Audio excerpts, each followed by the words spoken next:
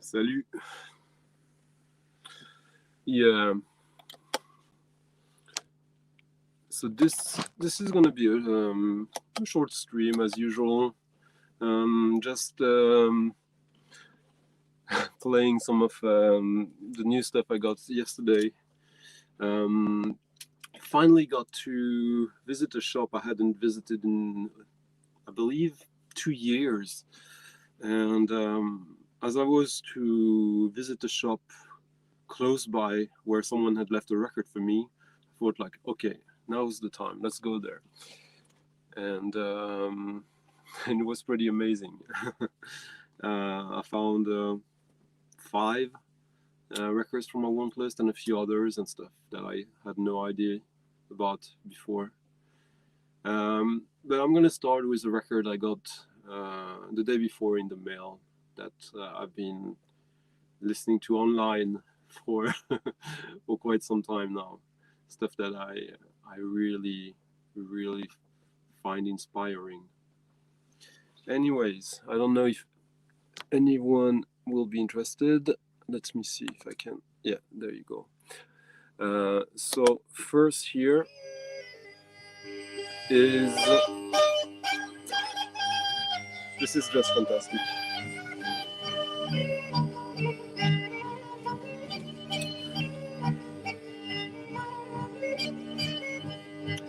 Salut Fred.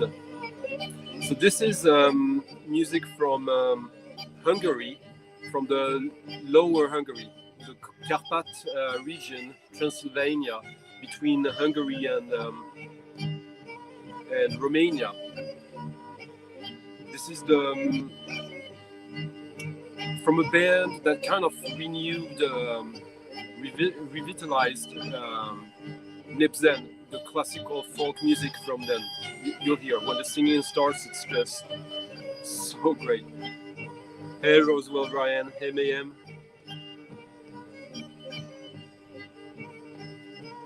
And yeah, Hungarian Nipzen music has been such a great inspiration lately. And this band, they got many records, lots of great musicians. It's pretty fun to track them down through Discogs, see all the stuff they've done.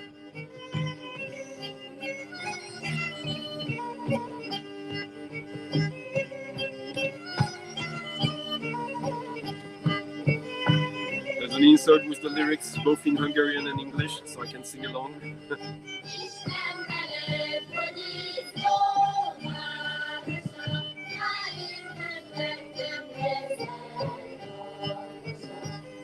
Hey Davis.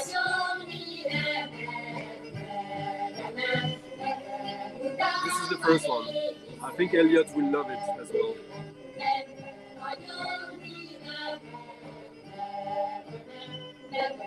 Pretty good artwork from a record from 74, I believe, or 77.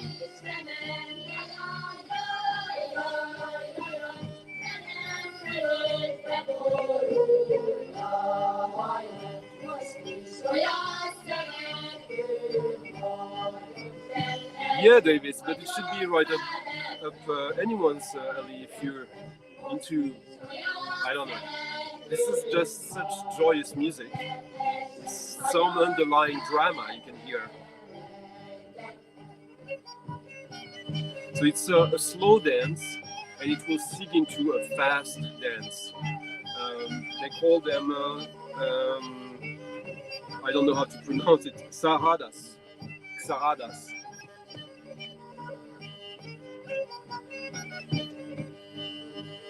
So yeah, welcome everybody. This won't be like a very long stream because I got 11 records yesterday. Was this one?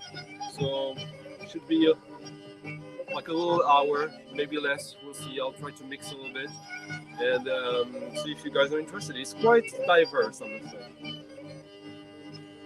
And yeah, I just love everything about it up until it goes into the fast part of it, which I'm sure I will warm up to eventually. But yeah, I've got lots of these records on order now. And these records are super cheap. Like, very, there's barely any that cost more than $10. I found you can find guys in Hungary who have so many of it for less than $5, and yeah. But I don't like everything that I've heard. It's and Ricarda, who is kind of from that region of the world, she's telling me, and it makes sense, that from one village to another one 20 kilometers away, the local sound will be quite different. So maybe this one is like the golden number for me. So next, Ryan. Yeah, he did arrive.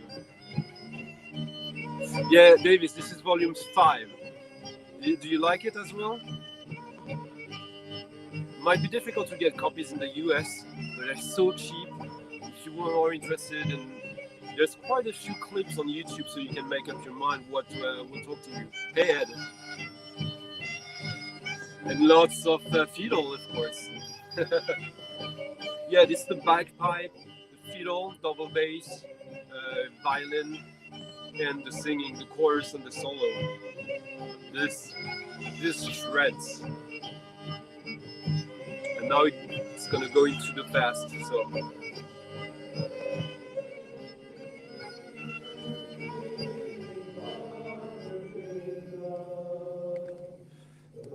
yeah, Davis. So this is a record that I knew nothing about, and I didn't suspect this to be to exist in a way. Yeah, kind of.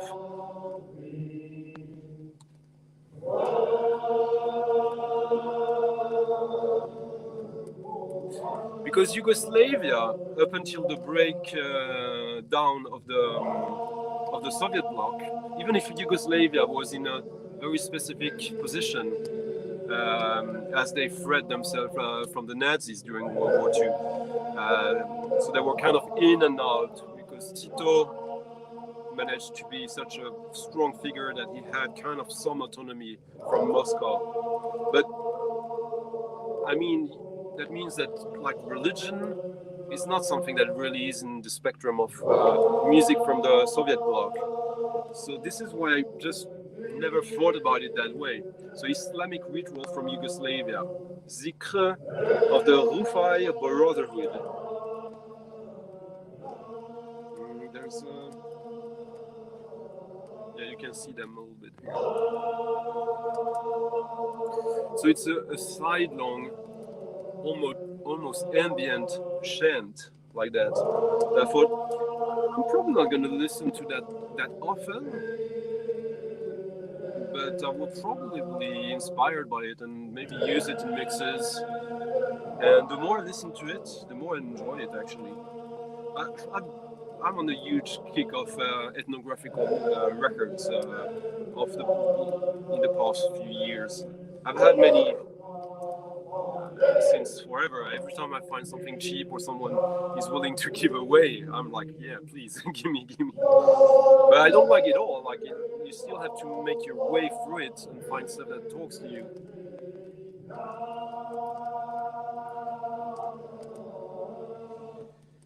And this one, yeah.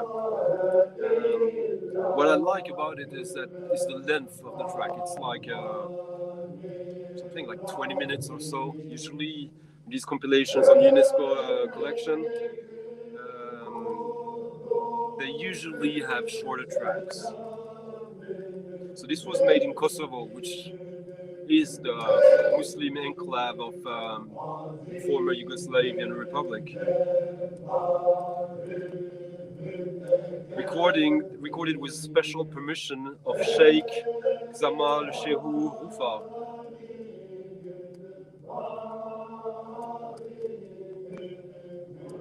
There's yeah, this is one of the. This is not the best collection of ethnographical recordings, in my opinion, but it's still pretty decent. You get quite a few. I probably got like 20 records on this label, but yeah.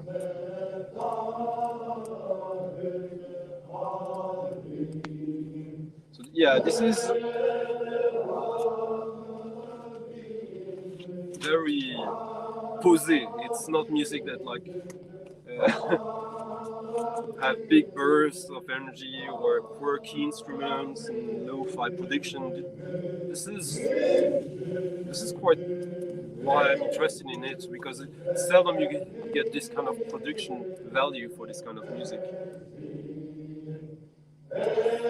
Next, a new record, new release.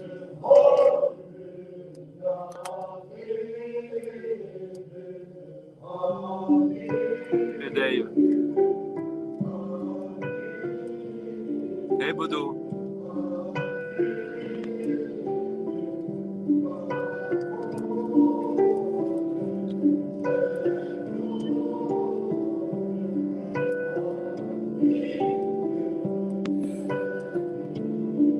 There is quite a large Islamic population or Muslim population, Elliot, which is in Kosovo, which was the enclave that was destroyed by both the Croatians and the Serbs during the civil war in the mid-90s.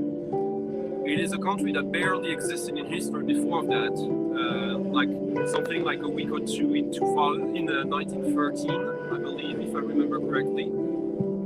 Right before the First World War or after, and since then they got suppressed up until the Civil War.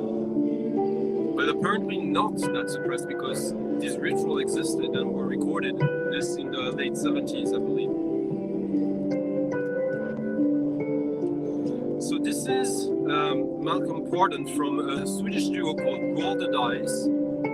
Pretty good music with Peter Mannerfeld. He's done some soundtrack music as well.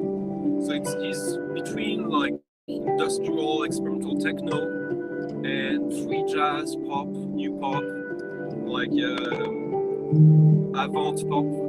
And this record is his first solo. It's piano with some treatment. It's absolutely fantastic in my opinion. It's gorgeous throughout. It's not very well distributed. I had to enter it in Discogs.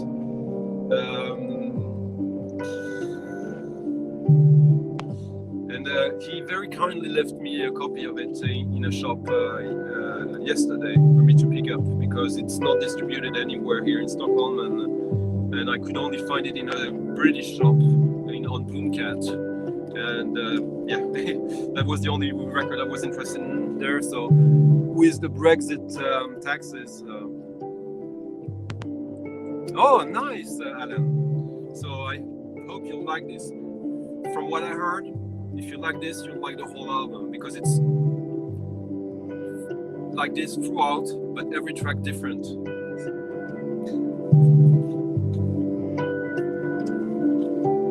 No, yeah, they weren't wiped out. There was some, there was some ethnic cleansing, but Kosovo exists and is a sovereign state now.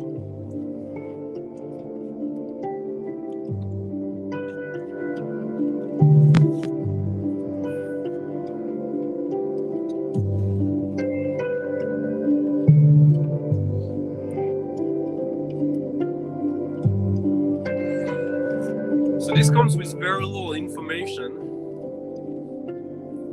I kind of get like an almost like private press feeling.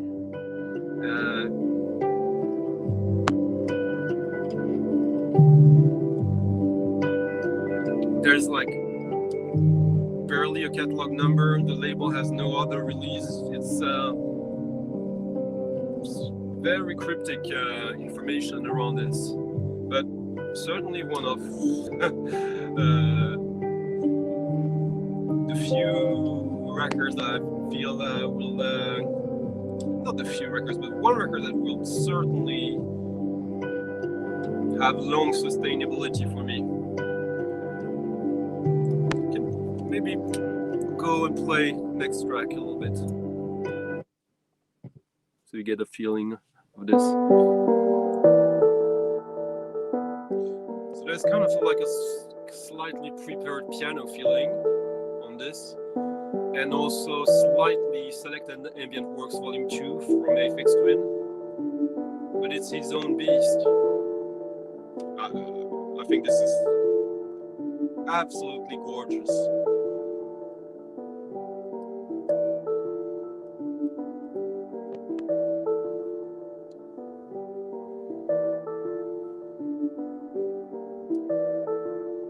It's very simple in a way, but as you all know, simplicity is often the hardest thing to achieve in art and music.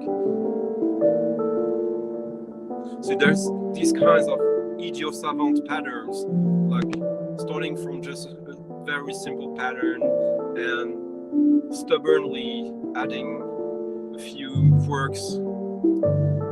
Oh, yes. It's his name, Malcolm Pardon. You should get it quick on Boomcat because you're in the UK. I suspect this is a very, very limited pressing. I wouldn't be surprised if they did less than 200 copies of this, which is unfortunate.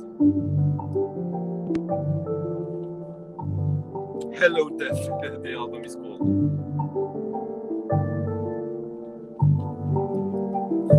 And it was just released. I mean, you can find it digitally. It's also available that way, but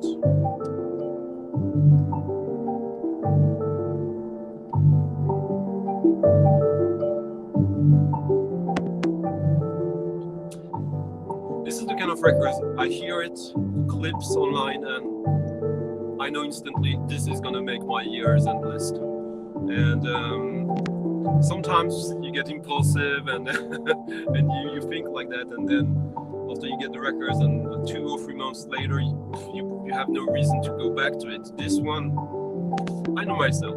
I know this is one of these records that is forever.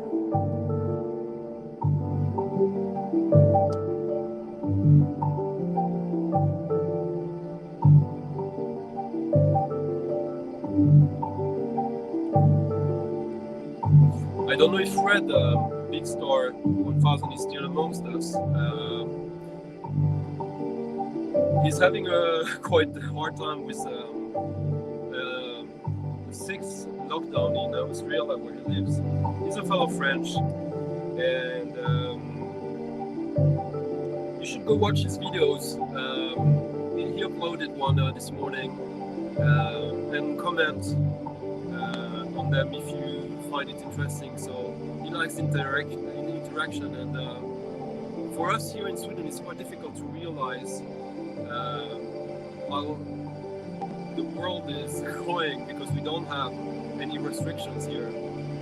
And yeah, Fred's got great taste, and even if he is sometimes a little bit, he looks grumpy, he really produces good content. Yeah. Elliot, I don't know if it's ambient music. Maybe in a way.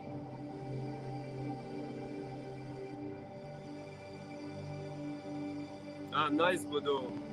I watched both the handball and the volleyball and the basketball today in the Olympics. It's pretty cool for France.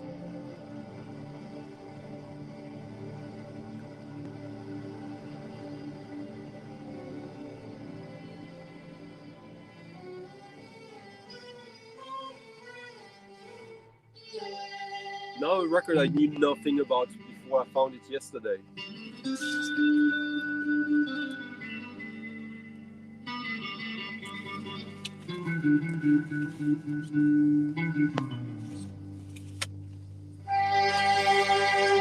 It's a rare record, since this is Egyptian music.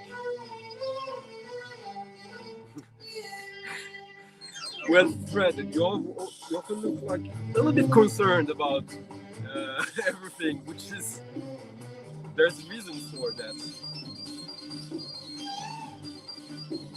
So this is Imad Abdel Halim. What is weird about this record is that most Egyptian records got so many pressings. They were pressed both in France, Egypt, Libya, Israel, all over the place. But this one, there's currently only one pressing. There's There's one copy left on Discogs to buy, I saw. But this, because you are here, this is really good. Really good recording as well. Often in Egyptian music, the microphones are a bit remote.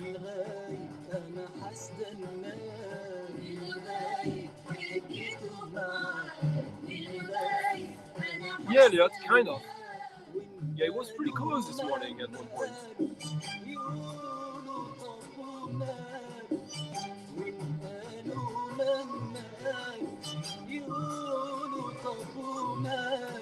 I mean, the wealth of stuff you can find here in Stockholm always surprises me.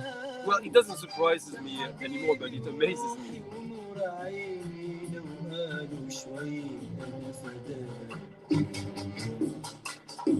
So yeah, this was released in '77,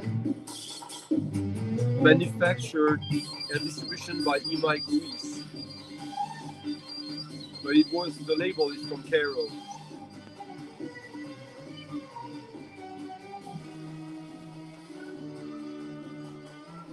And often these recordings, yeah, as I was saying, the recording quality is not that good, and the pressing not that good, and the music is a matter of taste. I don't like Egyptian music. I like some of it, like any kind of music. But this one really did it for me. And I researched him yesterday evening a little bit, and that's apparently the only record of his.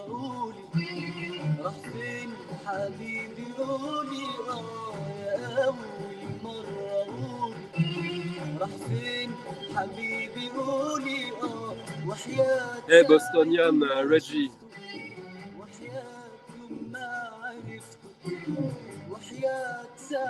Hey, Alex.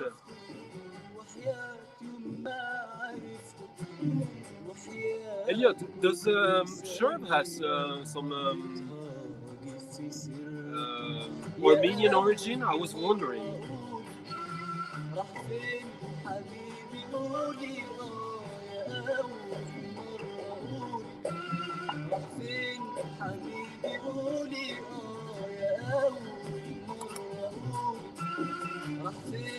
Eric.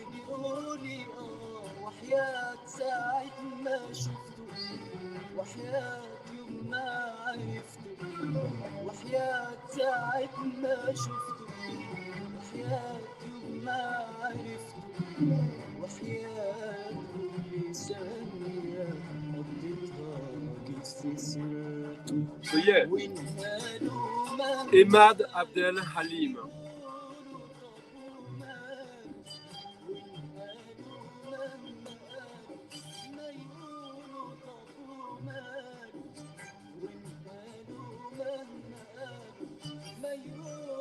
It's just in my head, but for me, he looks kind of Armenian heritage. We have a huge diaspora of Armenians in France, and he would fit right at home there. Yeah,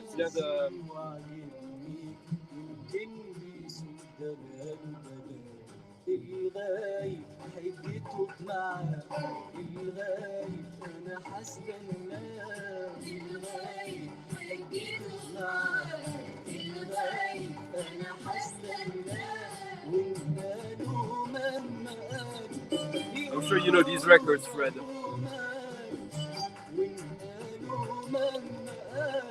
From chez Mirani. All right. So on to the next.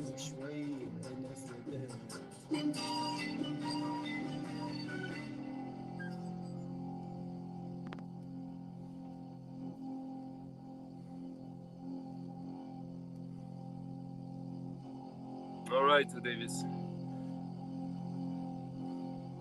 So this is a record I've been after for a long time.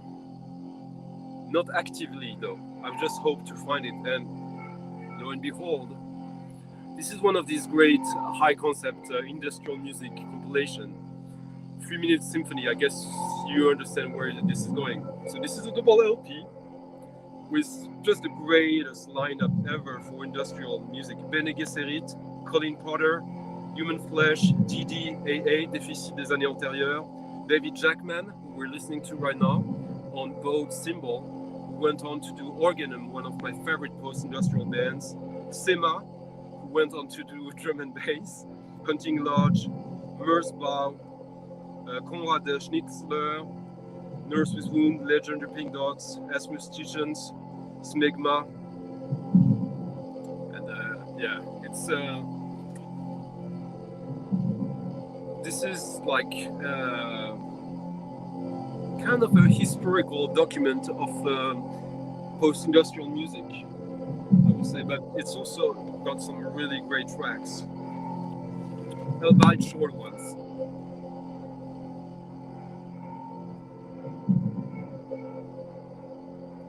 There is a band called Plastic Fangs MC. Oh, sure, is from Iran. Okay, where there's a border between Iran and Armenia, I think. I think so.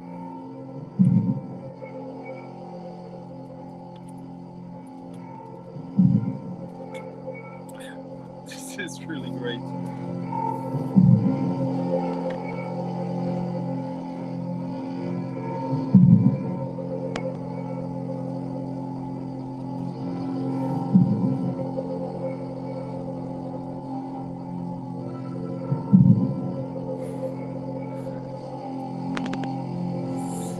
Yeah, so this label that did that, they also did another compilation called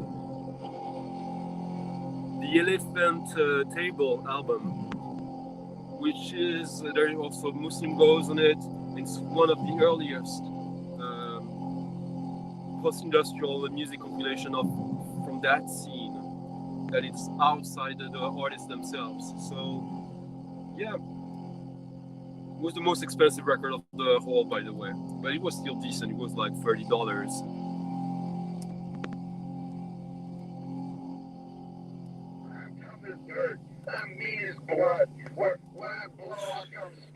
In my video for Dom recently, I mentioned how Pram were to me what Big Black say that they were, like a band that you could sample any 2 seconds and have a perfect techno groove. This is Big Black.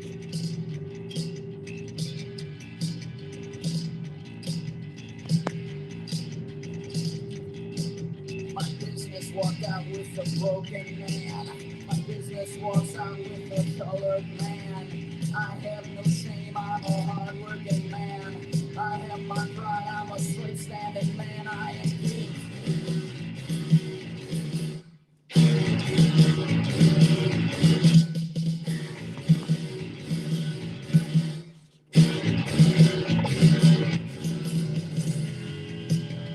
So Big Black is Steve Albini.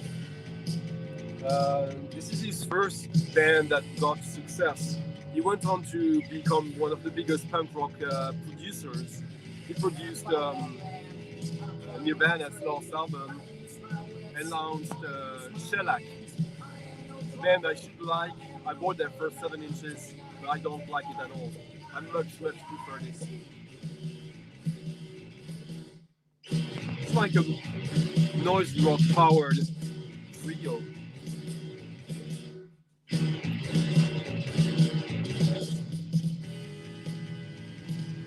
Yeah, the bass is it's closer to Cops Cop in a way. There's this like really groovy aspect in Big Black that really makes the difference for me. Yeah, songs about fucking.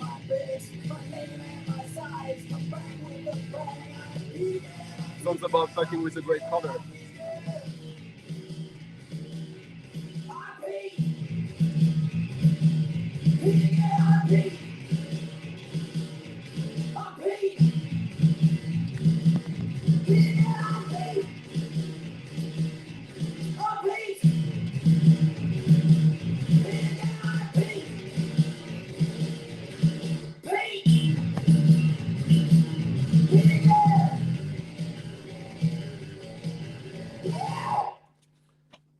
There we go. Hey Travis.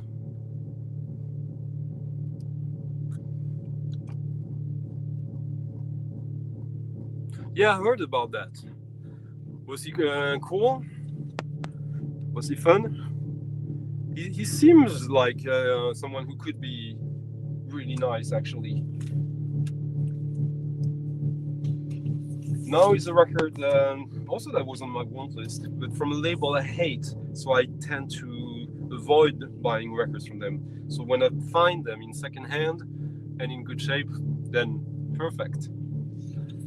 This is Luc Ferrari, French musique concrète poster child, but not really only musique concrète. He started, he created his own style called Hörspiel, play for the ear, like theater play in German, and where he uses vocals quite extensively. But this is one of the rare, like instrumental, well, not that rare, but rarer occurrence of this. Yeah, this is on Alga Margan. I shouldn't even hype them, but yeah, Luc Ferrari is their label just released a new unreleased. He died quite some time ago, but yeah, there was a recent release. Michael 45 bought it and he likes it. I don't need it. For me it's the least strong of his output of recent, because there has been lots of archival recordings of his lately that are must-haves. So you could say this is drone, but there's this pulse. I don't know. For me, this is.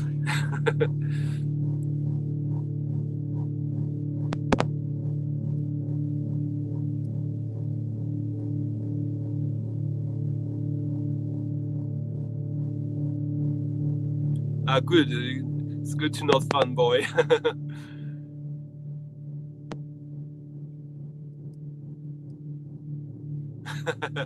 You'll have to tell us about that.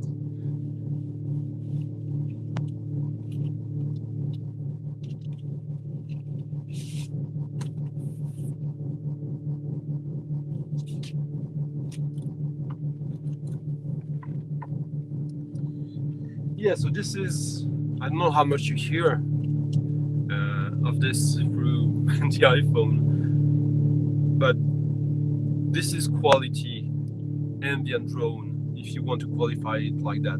I guess that Ferrari would take strong umbrage if you did so, because these are like more pop terms in a way. This is electroacoustic music, and when you've heard that kind of music for a long time and you're pretty used to it, you hear this, you instantly know this is the top tier of that kind of music. If you're into that, which I obviously am, but yeah, it just takes a few seconds to like not even 2 seconds to realize, okay, this is a must-have.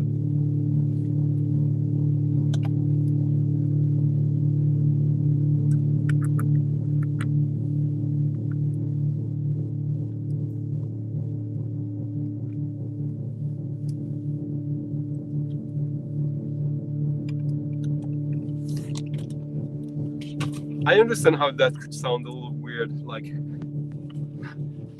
saying this is a must-have when it's so quiet and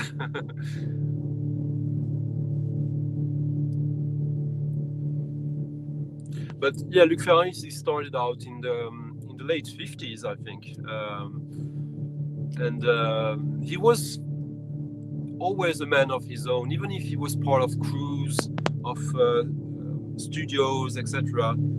He was a very strong personality. Here there's a couple of pictures of him with the whole GRM crew: Parmigiani, Pierre Schaeffer, François Bale.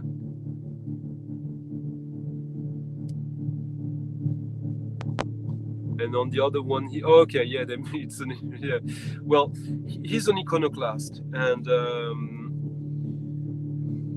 he's one of the few GRM, Groupe de Recherche Musicale, figures that was totally accepted by Deutsche Grammophon, and that released some of his stuff, if I remember correctly.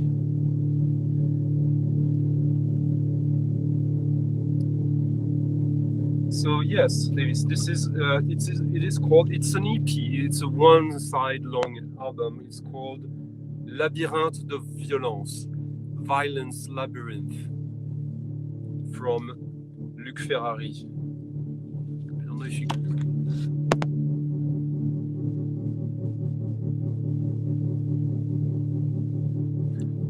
Yeah, Parmigiani, the king of musique concrète, in my opinion. And musique concrète is really the kind of music that I'm the most a fanboy of out of any kind of music. I totally geek out for these records and these guys. I met many from my radio show. I hung out with Parmigiani in his own private studio. He was a guest in my radio show. We shared wine and andouille de Guéméné, and if I remember correctly.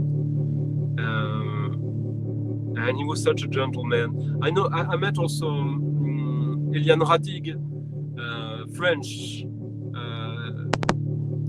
Eliane Radig is the godmother of drone music in many ways, and she was part of the GRM as well. But she had less kind words about Parmigiani, because I guess in the 60s, the patriarchy and the macho culture of Frenchmen, like that didn't go easy. They weren't that kind with her, apparently. That's her take on it, and I have no reason to disbelieve her. But this is closer to what Eliane Radig is doing in a way. Well, now you have, Ryan. Yeah, sausage, andouille. Exactly. Presque rien. Yeah, such a great record. It's I think it got reissued by Migo GRM Edition. But you should get the original. There's two versions of the original, if I remember correctly. There's the one on GRM, INA GRM, and the one on. I actually worked for the INA, the Institut National de l'Audiovisuel, the French National Archive, and I took that job to be closer to these guys, to be 100% honest with you. But yeah, I think there's also a Presque Rien version on Deutsche Grammophon, either in one of these big boxes, avant-garde, or separate. You can't go wrong with Terrai. But so as I said, most of his work. Oh, this is so cool. The little details, electronics now. Andouille. Andouillette, yeah, andouillette. I just had andouille for the first time in 2 years yesterday evening. A friend of mine who sent me 60 kilos of books for me included some andouillette. Andouillette, moutarde de Dijon, some roasted tomatoes, and the frites. Yeah. Good, Alan. But this you can get separately, as it is its own thing. This is so good. I can't believe it.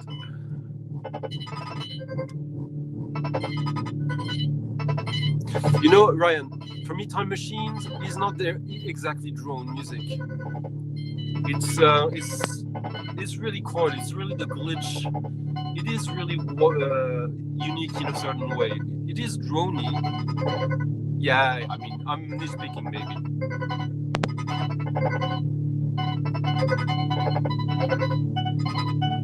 See the build-up, the droney build-up to this, where it's intense, moody, but also whole, like really feeling all the space, and because it's so bassy, so it's basically enveloping you like with sound.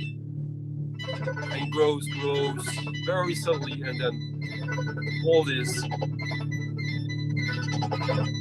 like chaotic blows, like spiky blows of electronic sounds. It's just perfect. You see how there's something. What I like about it is also how natural it is, how spontaneous. You can feel like just like here needs some energies, needs some of that. Let's just throw it at the listener. Feel the space, the whole sonic spectrum.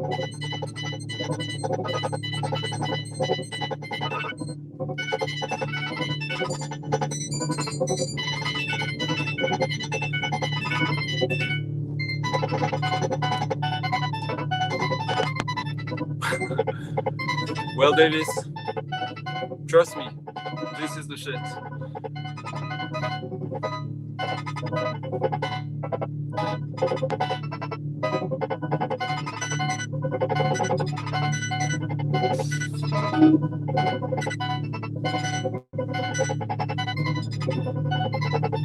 I'm even more happy with my haul now because I had probably pre-listened to it online sometimes years ago, put it on my want list because it seemed as one of the good ones.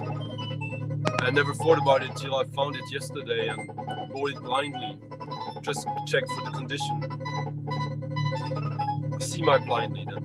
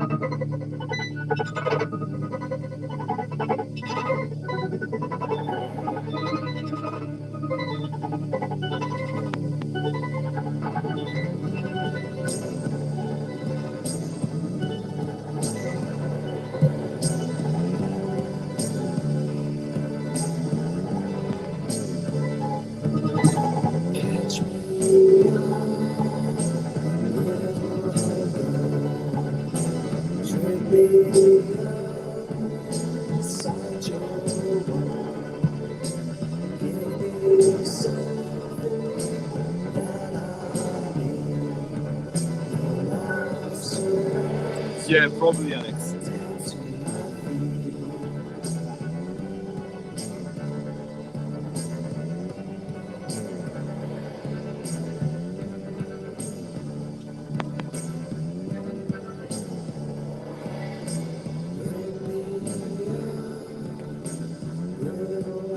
So this is Loop,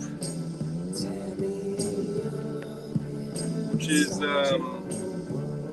what's his name again? Maine. Robert Hampson's first band. I love Loop's last album before they split up, and I like a few of the tracks before, but there's no record I love before the last album. This is a compilation of all the tracks I actually loved from before the last album.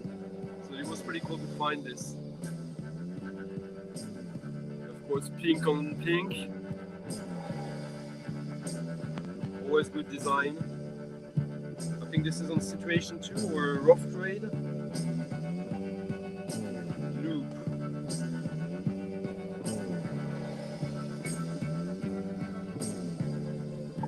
I think that Bebop John likes Loop as well. Well, this is real rock and roll, but for the 90s and the 80s.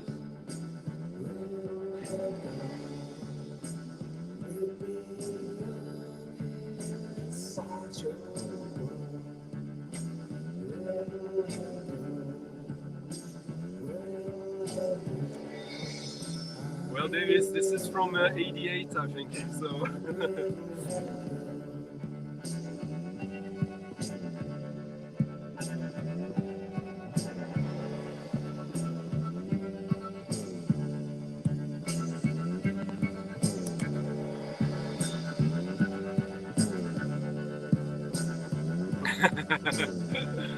Beach house is alright, but you have to understand when you've been through the whole of the 90s indie, like straight rock indie from the 2000s plus, it's not easy to impress. I'm sure you can understand that. I don't mean no this, it's just been there, done that in a way. But there are exceptions, of course. The Beach House is a good band. I'm sure live that would be fantastic. But this is kind of like an alternative to the Spaceman 3 back then. Because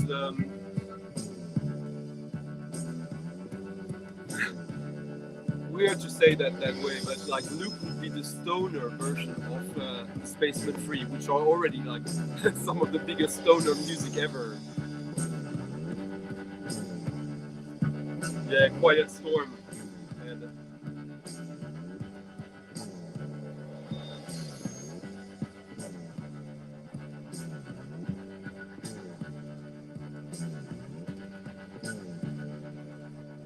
this song was called Brittle Head Girl.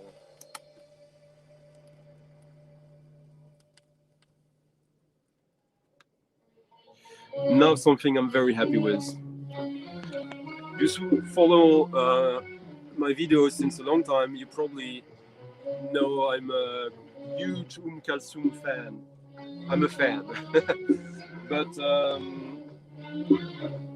so many of her recordings don't do it for me because they're recorded from so remote, such low production values. So in that shop I was in, they had something like 20 Kalsum records, so that's very rare. Yeah.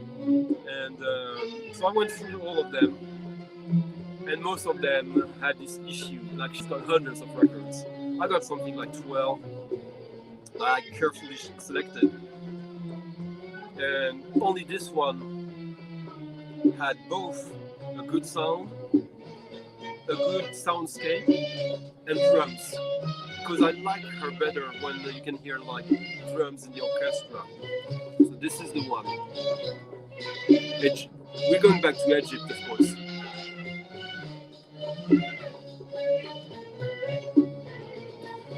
She's one of the greatest singers of the 20th century, of course, even if that means nothing if you don't like her.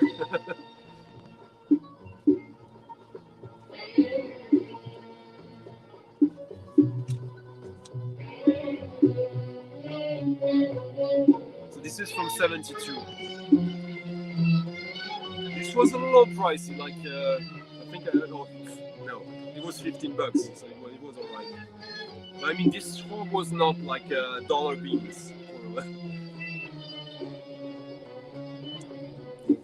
Yeah, Fred, she is, and I think she's even more than that because in the 60s and 70s she resonated in the whole Western world. Like when she died, De Gaulle did a speech about it. People throughout the world. Not that De Gaulle is an authority on music or anything, but yeah.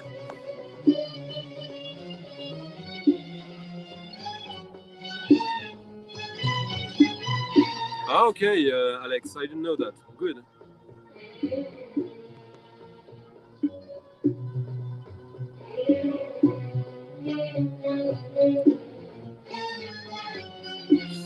See, yeah. And I hope you agree with me, Fred, that this one actually, you get the music. And she's gonna sing pretty soon. Of course, her music is always like long intros. Here, the diva enters the stage.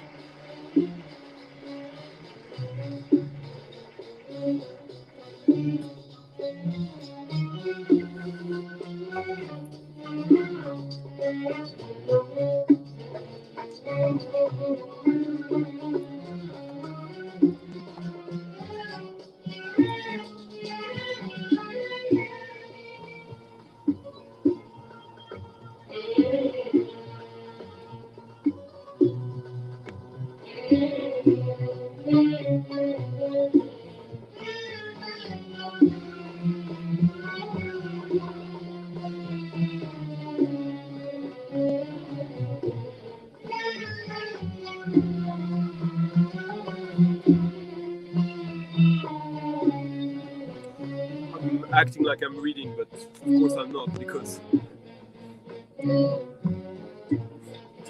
yeah. ما تصبرنيش بوعود وكلام معسول وعهود ما تصبرنيش بوعود وكلام معسول You know these questions like if you could meet three people from the past and engage with them. For a long time, Kalsum has been one of my three. She's seen so much. She was born right before 1900 or right after. No official record.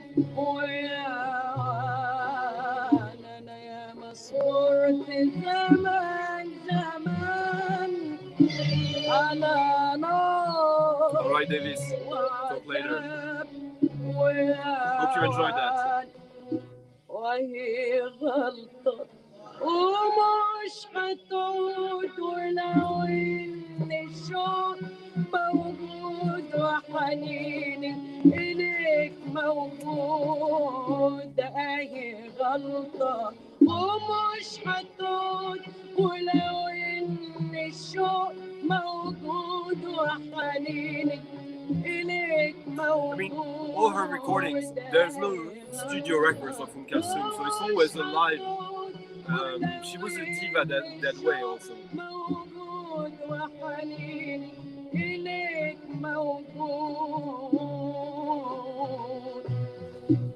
But even if the sound is, I wouldn't say it's great, but for a Kalsum record, like, you hear everything.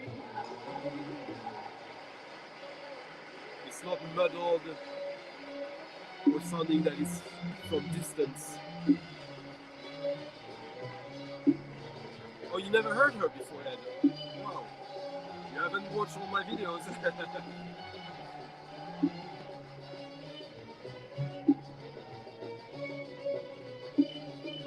Isn't it pretty cool? You go to a shop and you find Egyptian music, industrial, drone, shoegaze, noise rock. Sweden. Oh, by the way, the shop is called An Ideal for Living, Oster Joy Division.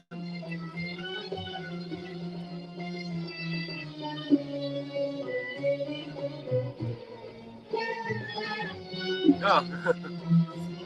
Oh, so you did get to meet someone, Fred. I thought you were all... yeah, of course, you get to go out to shop, of course. I'm stupid.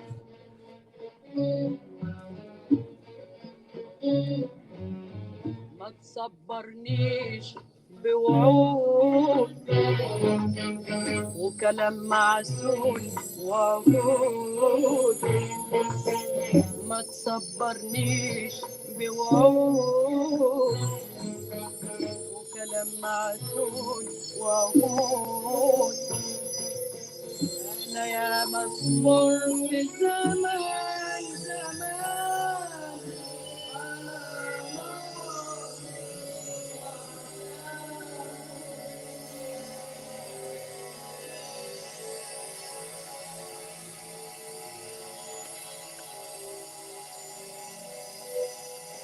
So this is a record I've been after for quite some time. It's a cheap one.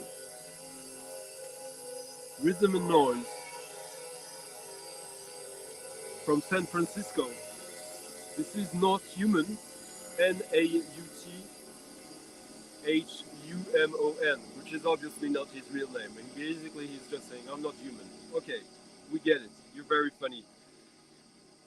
This guy is pretty famous for having started a label called Asphodel, also distribution in the mid-90s, which actually released 3 volumes of a compilation about drones called Swarm of Drones, etc. I don't remember. There were CDs, and he released quite a good records. He's a little weirdo also. Apparently he he blew quite a few of his artists. But this is from '85. It features Zev on elemental instruments, samples, and beatbox. Diamanda Gallas on vocals. Uh, Desmond Shee, which I believe might just be David Shee. And a few others I don't know. So this is basically an industrial ambient collage.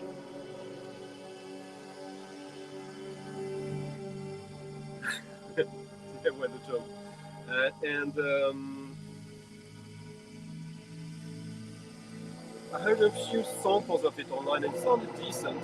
It's a cheap record, so when I saw it in the shop for $8, of course I'm getting this. And it turns out to be quite good. The first two tracks are like these menacing ambient tracks. They are pretty good. Then there's a few tracks that are more rhythmical and they're not the best, but then the album closes with a rhythmic track that I really liked. I just sampled it quickly, so maybe I will tire from it.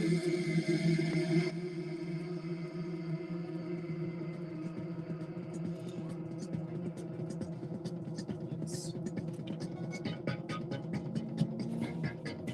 Yeah, this is good. Only two more.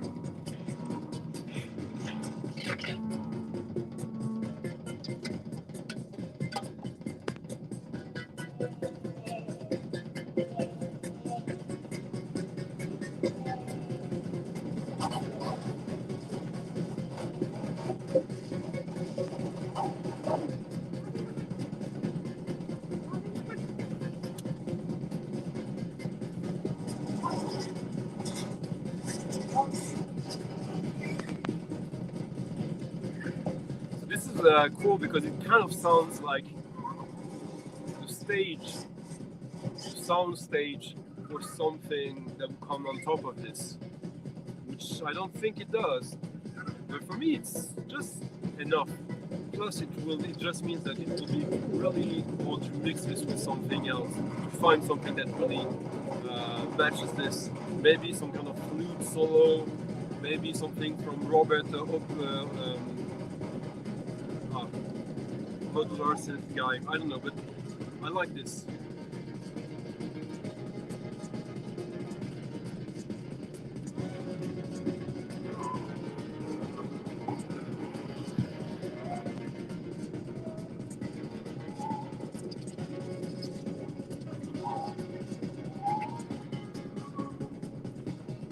Is it on Ralph? Yeah, it is on Ralph. Yeah. Weirdly enough, I ordered this very cheap from the US, shipped to a friend of mine in Miami, and I had forgotten about it because he hasn't shipped it yet to me. I'm waiting a little bit, and so I'm gonna get 2 copies of this. So maybe it would be cool to mix them together to have some dub effect.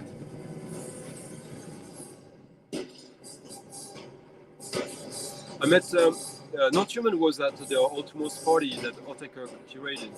He wasn't there in performing, but he was accompanying this Japanese older experimental music dude who plays with skipping CDs. He started to do that before Oval. His name escapes me right now, but we trolled Not Human so much. Like at every chance we got, like in the artist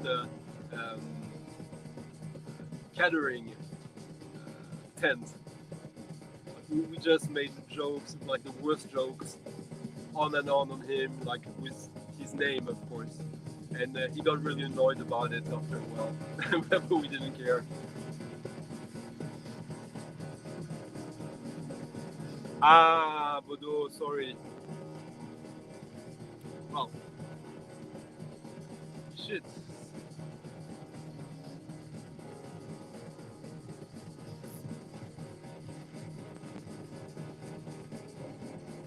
Frustration and sports and frustrations.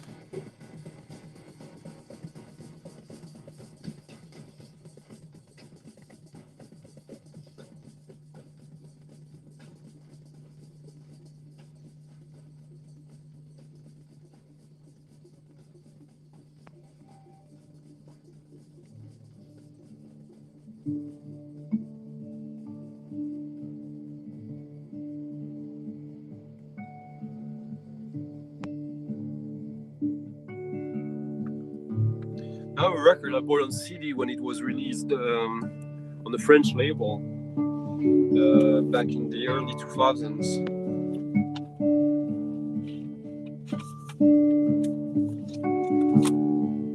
This is, I believe, one of the earliest Jackie O Motherfucker albums.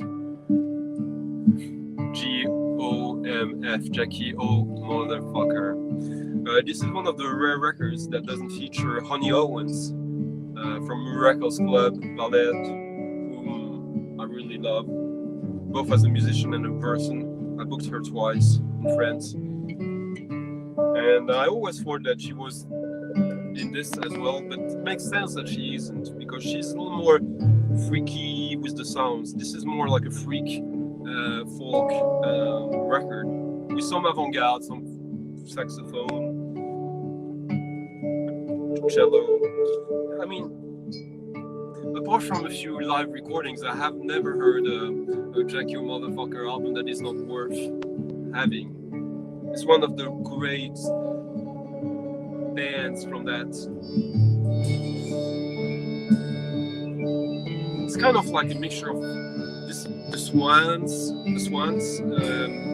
John Fahey, Daniel Johnson. I don't know. It's a really good band. This was released first on Textile in 2002, French label. I think there's also an American issue that came the year after that.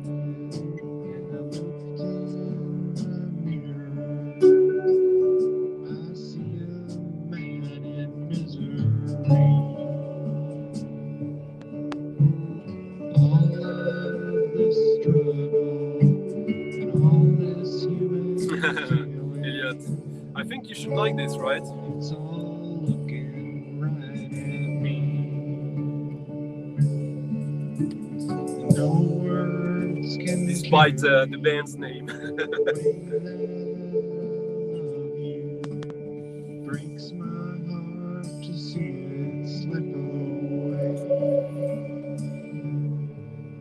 Every day now, falling down. Every day now, get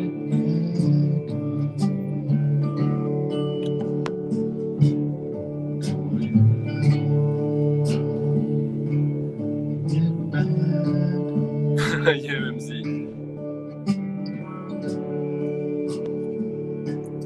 This could be a good track to finish this, right? But we got one more track. One more record.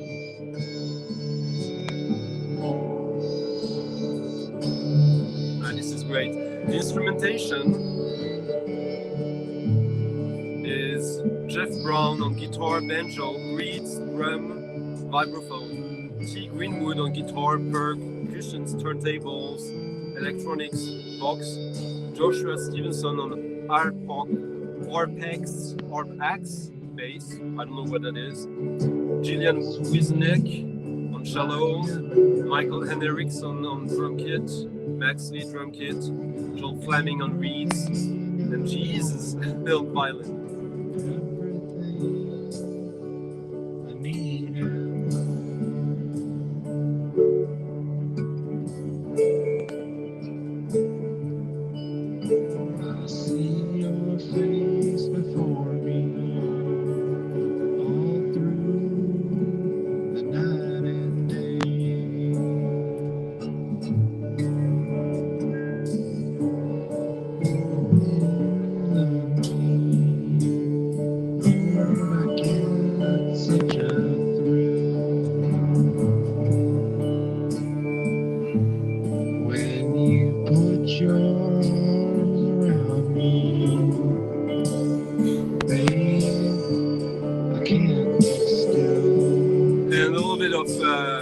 Jazz, but yes.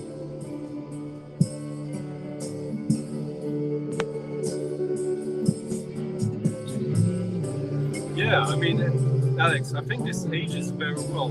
This is 20 years old and it still sounds fresh, which is not the case with all of these freak folk records, in my opinion.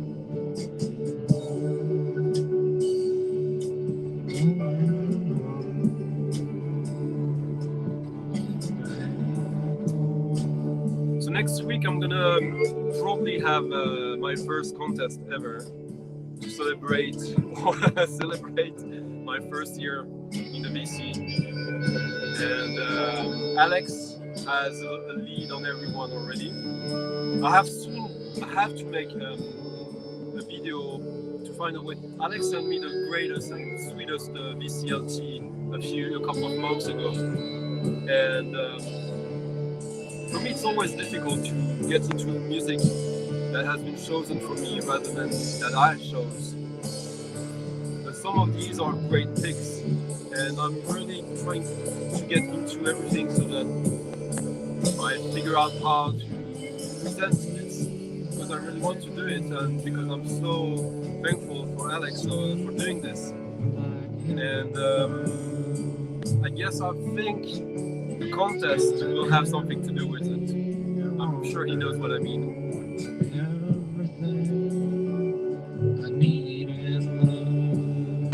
I also plan to do a video next week of my top of 2020 records. So now that I have distance, the records that you get enthusiastic about, but like they don't hold up, and also the stuff that you finally managed to track down later than 2020, even if it was released in 2020. So I made my list already, and I'm gonna do a video about that, which I think will be pretty exciting.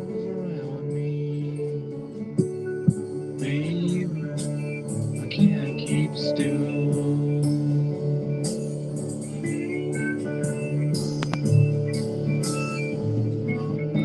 I don't, Bodo. The name alone sounds very appealing.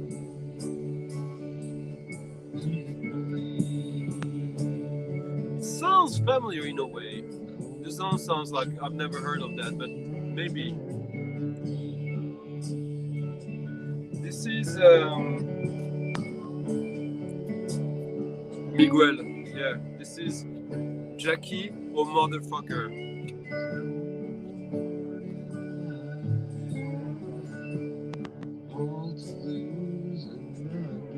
I will keep the stream on at least till tomorrow, but maybe I will keep this one actually.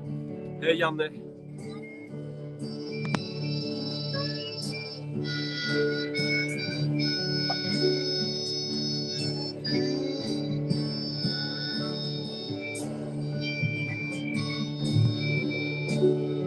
Hej Janne, vi fick Sverige tredjeplatsen i handboll.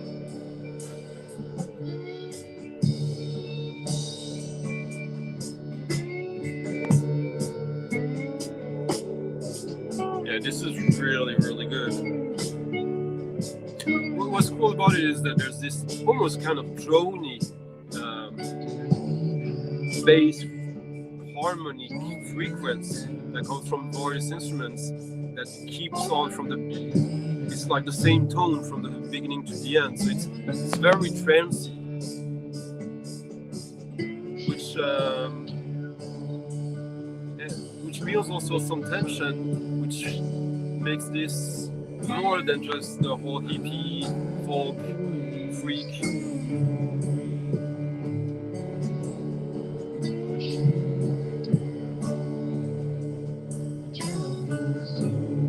Yeah, idiot.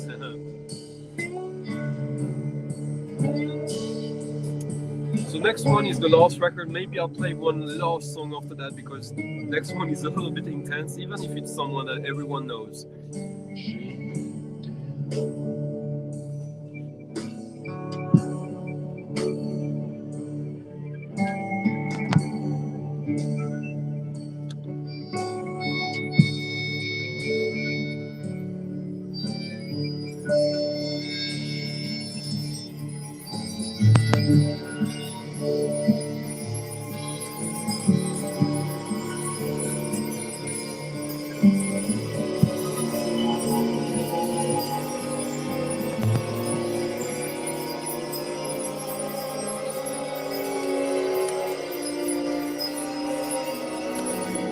This is a library soundtrack from Italy.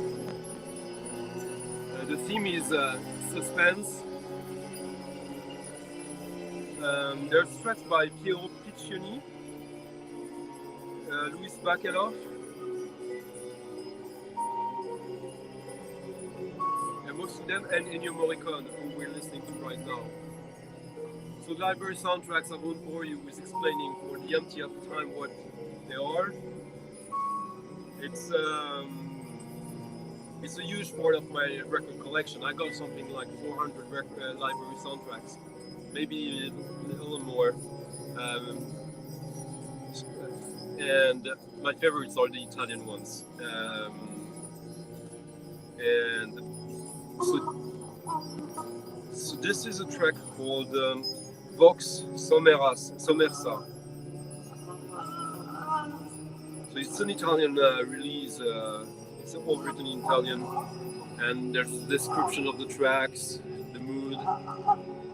So this was music that, it's music for the stage, sent to production companies, and if they wanted to use it, then they would pay rights for use.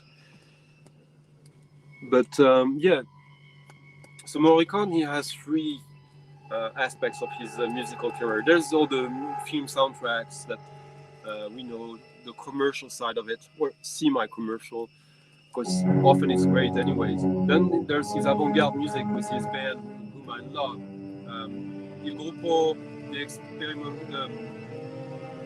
Experimentazione Nuova Consonanza,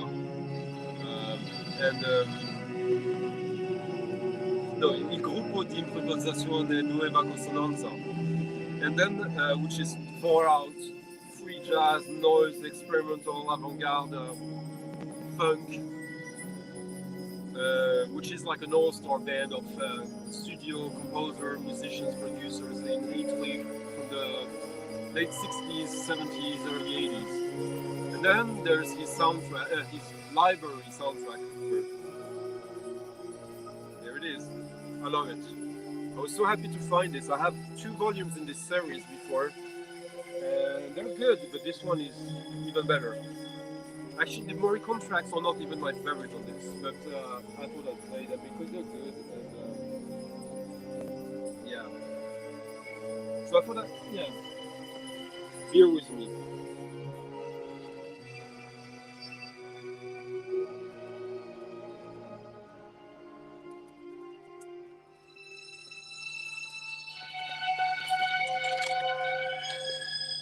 So I'll play one last song to end on a less dramatic tone. From a record, actually. Saw another copy yesterday in the shop, and I almost bought it because I like this so much. I want to give it as a present to someone.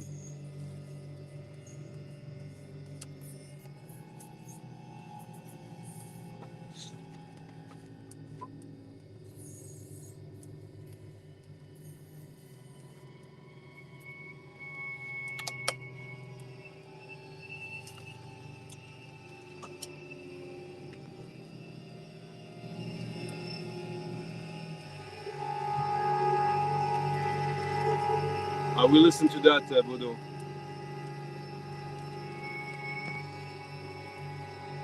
Yeah, too bad, Yanne.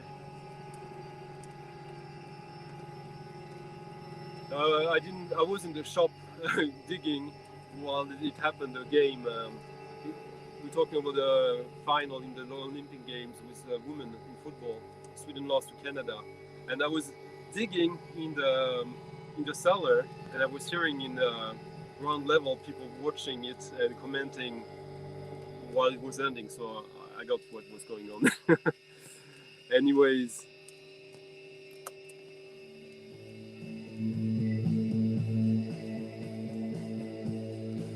To end it a little in a more nicely way.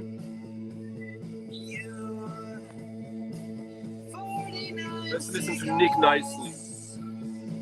Nick Nicely. His 7-inch Healy Fields 1892.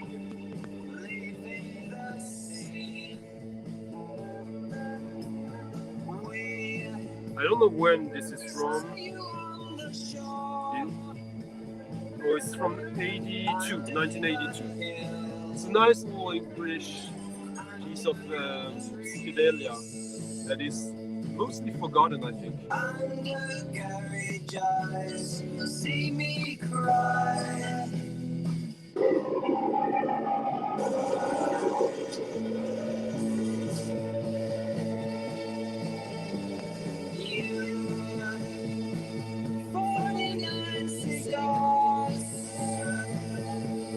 Crossing the lake, crossing to you.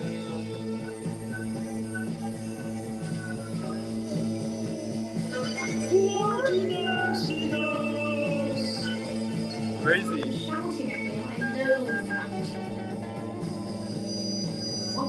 It's kind of like the Beatles going post-punk. Come away with me.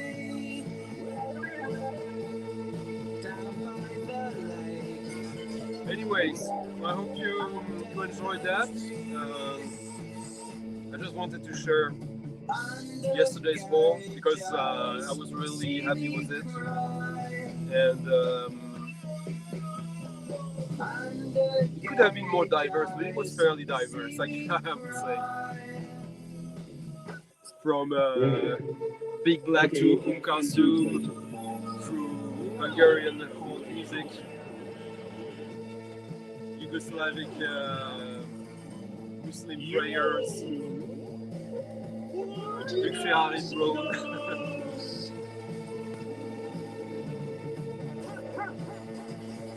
Anyways, yeah. So thank you for commenting a little bit, and that's it for now. And I hope everyone had a nice time and will have a nice day. And if you haven't, go watch Big Star 1000 Saladas video and say hi to him. Everyone needs some interaction these days, and it's apparently a little bit difficult right now for people in Melbourne. So there you go. Lars Martin, okay, du var här kanske. I'll then keep the stream, the video online for a little while. All right, bye guys.